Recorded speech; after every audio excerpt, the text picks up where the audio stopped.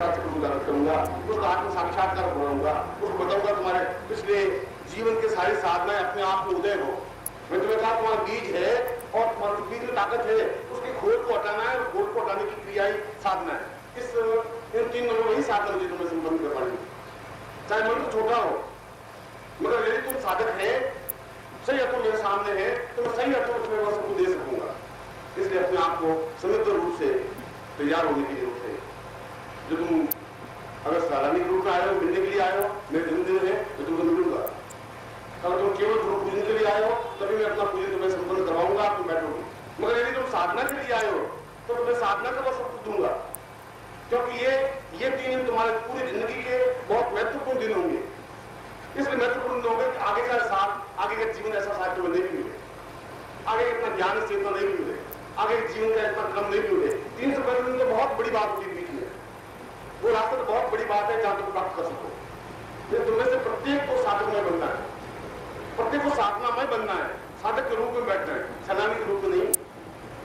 क्यों तुम किसी रूप में तुम प्रिय हो, तुम अगर केवल गुरु पूजन के लिए, गुरु दर्शन के लिए आए हो तब भी इसमें तुम्हारा स्वागत है, केवल मिलने के लिए आए हो तभी तुम्हारा स्वागत है, केवल गुरु पूजन के लिए आओ तभी तुम्हारा स्वागत है, केवल हलवा पूरी खाने के लिए आओ तभी तुम्हारा स्वागत है। मुझे तो कहीं कोई तुम जैसा भी संबंध मुझसे रखना चाहो, मैं तो वैसा ही संबंध रखने को तैयार, मैं तो वही हूं। तुम मुझसे कैसा संबंध रखना चाहो, तुम्हारा आत्ममित्र है। मित्र के रूप में रखना चाहो, सूर्य मित्र के रूप में, सूर्य का कृष्ण मित्र था, मीना का पति था, गोपियों के प्रिय थे। अब जैसा भी संबंध, तीनों संबंधों से कृष्ण को प्राप्त हुई, आपके संबंध के साथ मुझे प्राप्त करना चाहो तो आपके ऊपर निर्भर है, मैं तो वही हूं। अगर साधक के रूप में प्राप्त करना चाहो तो पूरी साधना की क्रम है, बस सब तुम प्राप्त कर पाओगे। केवल गुरु पूजन के लिए गुरु सामने खड़ा हूं। अगर आत्म साक्षात्कार करना है तो साधक को प्राप्त करना पड़ेगा, तुम्हारा साधक होना चाहिए। साधक है तो बिल्कुल आपका ये गुरु नाम का दुपट्टा आपके ऊपर पहना हुआ हो, एकदम अधूर वस्त्र ऊपर वस्त्र नहीं हो, वक्ष से तुम्हारा खुला हो, अपने आप में जीवंत हो। ऐसा घबराहट, ऐसा अगर ये पहनेंगे तो कैसा होगा, ये नहीं होगा, तुम्हारे पास गुरु चित्र नहीं है, अगर तुम्हारा गुरु मंत्र नहीं है, गुरु चेतना नहीं है, गुरु दुपट्टा नहीं है, तुम्हारे गुरु का संबंध नहीं है, प्राण चेतना नहीं है, आंसू नहीं है, गले में तुम्हारी छछलाहट नहीं है, तो तुम कैसे प्राप्त कर पाओगे? 3 दिन तो भी कष्ट परसों बीत जाएगी, फिर तुम छूट जाओगे, फिर ये जीवन तुम्हारा रह जाएगा। फिर 3 से 5 दिन बाद मेरे पास आओगे, फिर मैं बात करूंगा कि छूटना नहीं। हर क्षण तुम्हारे अंदर और मेरे अंदर एक प्रेम का संबंध बनेगा। इस क्षण अगर 5% है तो अगले क्षण तुम्हारा 7% ही होना चाहिए, और इसकी गवाही तुम्हारे आंख में आंसू देंगे, तुम्हारे होते देंगे। होठों से गुरुदेव चंदन से गुरुदेव का प्यार नहीं मिल सकता, तो आंख के आंसू अपने आंख कह देगी, आंख की पुतली कह देगी तुम्हारे आंख में मेरे प्रति कितना प्यार है। तुम्हारे हृदय की धड़कन अपने आप मुझे समझा देगी तुम्हारे अंदर से कितनी बार में बोल रहा हो। तुम्हारा श्वास अपने आप मुझे बता देगी तुम किस सरगम पे नाच रहे हो, किस सरगम पे बोल रहे हो। नृत्य में बनते हुए, साधक में बनते हुए, मैं साधनाओं में जहां केवल साधक भाव दे सकेंगे, मैं उनको वो कम कराऊंगा। मैं साधना भी संबंध करवाऊंगा जो तुम्हारे अंदर पहले से ही है, नहीं है तो मैं प्रवेश दूंगा। मैं तुम्हें फिर एक लाइन बोली है कि अभी साधनाओं में चाहे कोई भी साधना हो, ये कुंडली जागरण तो अपने आप में थोड़ा ही जैसी साधना है मेरे लिए। आत्म साक्षात्कार साधना वैसी है जैसे कोई छोटा बच्चा हाथ में पेंसिल पार्टी ले और लिखे, इसको मुझे देने में, रस सिखाने में मुझे कोई समय नहीं लगेगा।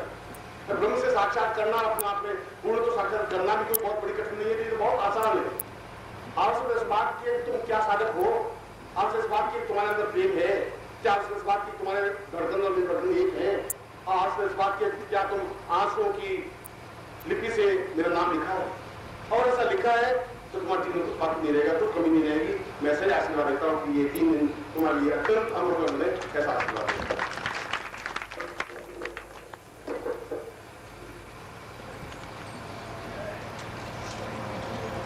गुरुदेव की जय, गुरुदेव की जय, गुरुदेव की जय, सदगुरुदेव की जय, सदगुरुदेव की जय, गुरुदेव की जय, गुरुदेव की जय, गुरुदेव की जय, गुरुदेव की जय, सदगुरुदेव की जय, सदगुरुदेव की जय, गुरुदेव की जय, गुरुदेव की जय, सदगुरुदेव की जय, सदगुरुदेव की जय।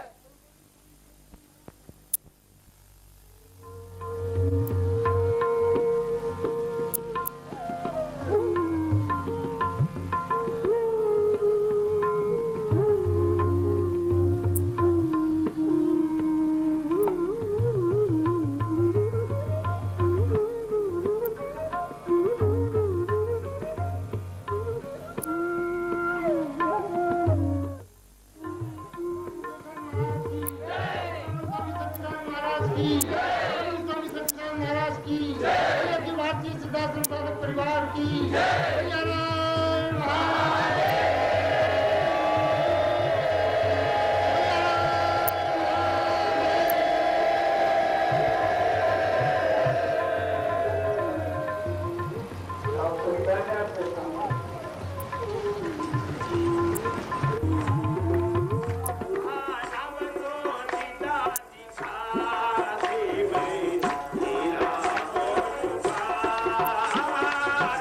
Oh,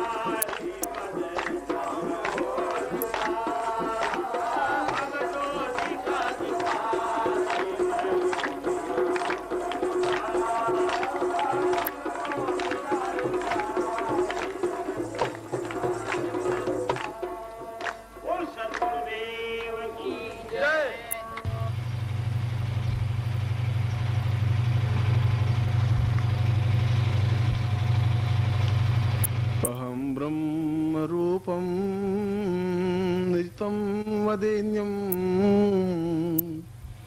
आत्मोन्नतिर्भूर्भुवस्व वरेण्यम देहं वदान्यवदितं च ब्रह्मांड रूपम गुरुमेव तुभ्य वरदं भवतं वरेण्यम। आज का प्रवचन में उपनिषदों में श्रेष्ठतम उपनिषद छांदोग्य उपनिषद के श्लोक से प्रारंभ कर रहा हूं, जिसमें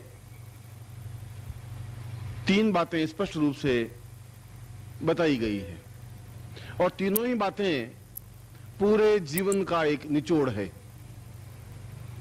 जीवन का निचोड़ तब समझा जाएगा जब हम जीवन को समझेंगे, और जीवन का तात्पर्य है कि हम इस संसार में रहते हुए भी, जैसे व्यक्ति वन में रहता है, जीवन एक तटस्थ भाव से रहने की जिसमें क्रिया है, वह जीवन जी सकता है। जो लिप्त हो जाता है वह जीवन नहीं जी सकता। लिप्त हो जाने पर तो वह एकांगी हो जाता है, वो एक पक्ष का बन जाता है, एक पार्ट का हिस्सा बन जाता है, और जब एक पार्ट का हिस्सा बन जाता है तो दूसरे पार्ट को वो नहीं देख सकता। यदि जो भौतिकता में डूब जाता है तो आध्यात्मिकता में नहीं देख सकता।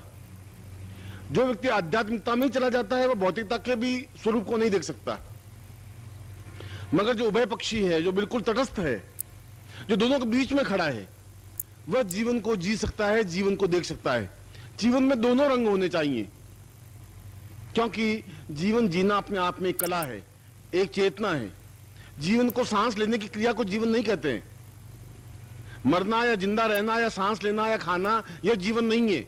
हम जीवन को किस प्रकार से जीते हैं, हमारा चिंतन क्या है, हमारी विचारधारा क्या है, हमने जीवन में क्या प्राप्त किया, जीवन के क्या स्रोत हैं, जीवन का क्या मूल्य है, उत्स क्या है, हम कहां से उत्पन्न हुए, क्यों उत्पन्न हुए, हमने ब्रह्मांड में क्या देखा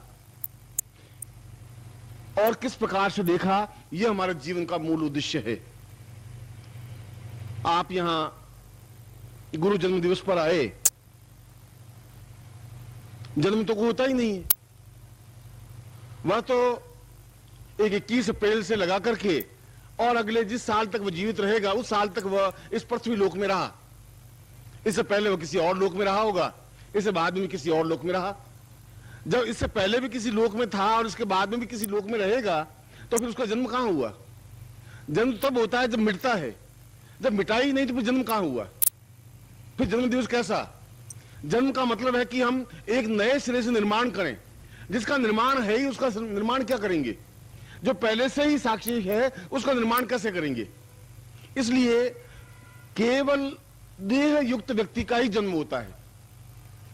जो चेतना युक्त है, जिसको जीवन जीने की कला आ गई है, उसका जन्म नहीं हो सकता। वह तो किसी लोक से आया, एक निश्चित क्षण के लिए आया।